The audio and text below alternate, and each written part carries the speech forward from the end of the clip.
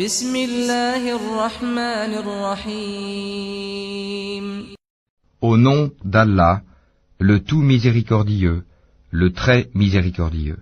Par ceux qui arrachent violemment, et par ceux qui recueillent avec douceur, et par ceux qui voguent librement, puis s'élancent à toute vitesse, et règlent les affaires, le jour où la terre tremblera au premier son du clairon, immédiatement suivi du deuxième, ce jour-là il y aura des cœurs qui seront agités d'effroi, et leurs regards se baisseront.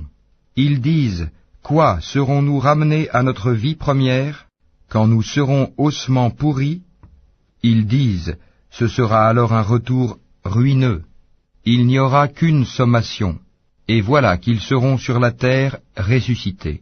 Le récit de Moïse t'est-il parvenu? Quand son Seigneur l'appela, dans Towa, la vallée sanctifiée, va vers Pharaon, vraiment il s'est rebellé. Puis dis-lui, voudrais-tu te purifier, et que je te guide vers ton Seigneur afin que tu le craignes? Il lui fit voir le très grand miracle. Mais il le qualifia de mensonge et désobéit. Ensuite il tourna le dos, s'en alla précipitamment, rassembla les gens et leur fit une proclamation, et dit, c'est moi votre Seigneur, le Très-Haut. Alors Allah le saisit de la punition exemplaire de l'au-delà et de celle d'ici-bas. Il y a certes là un sujet de réflexion pour celui qui craint. Êtes-vous plus dur à créer ou le ciel qu'il a pourtant construit?